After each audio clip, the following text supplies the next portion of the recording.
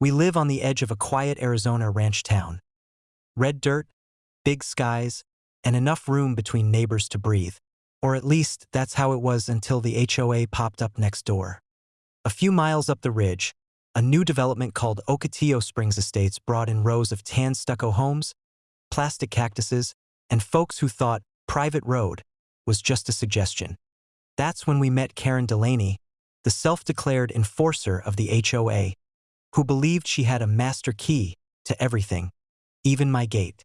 She didn't know two things. The gate was electrified and coded. My wife, Melissa, is the sheriff of Cochise County. Started small.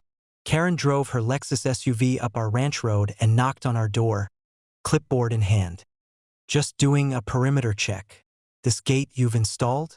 It blocks access to the Ocotillo Springs overflow trail system. I blinked. Ma'am, that trail runs on my land. This gate's been here 12 years. She huffed. I have a master key that works on all community gates. I'll be adding yours soon. We laughed, thinking she was joking. She wasn't. The next morning, our motion camera pinged me at 6:17 a.m. There she was in athleisure and a sun hat standing at the keypad. She pulled out a silver universal key, shoved it into the lockbox, which didn't exist, and tried ramming the gate with her hip when that failed. Then, she pulled out her phone and called 911.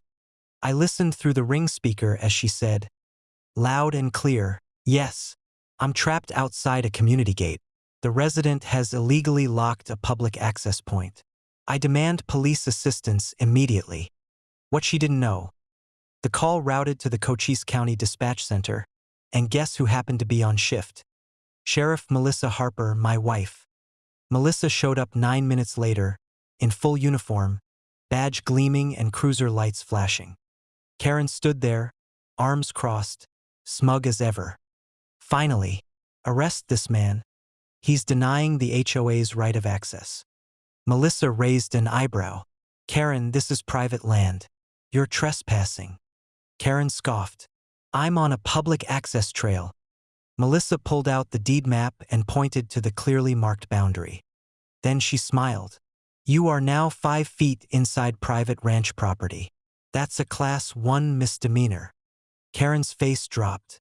Wait, you're the sheriff. Darn right I am. Karen was issued a trespass citation and a warning not to approach the property again. The HOA tried to defend her, citing historic trail use, but the county records proved otherwise. The land had never been open to public access. Turns out, Karen had a habit of trying her master key on homes she deemed out of spec. One homeowner caught her trying to open their backyard shed. That led to a deeper investigation. Within 2 weeks, Karen was removed from the HOA board and ordered by court to attend a property rights seminar. I upgraded the gate with anti-tamper alarms and added a custom plaque that reads, "This ain't Ocotillo Springs. Try your key somewhere else." We haven't seen Karen since. She sold her home a few months later and moved to a gated retirement village 3 towns over. Melissa still gets teased at the sheriff's office for arresting a Karen with a master key. And me? Well, I still wake up early, sip coffee on the porch, and chuckle every time I hear the gate lock click into place. Because out here, property lines matter, and so does knowing who you're messing with.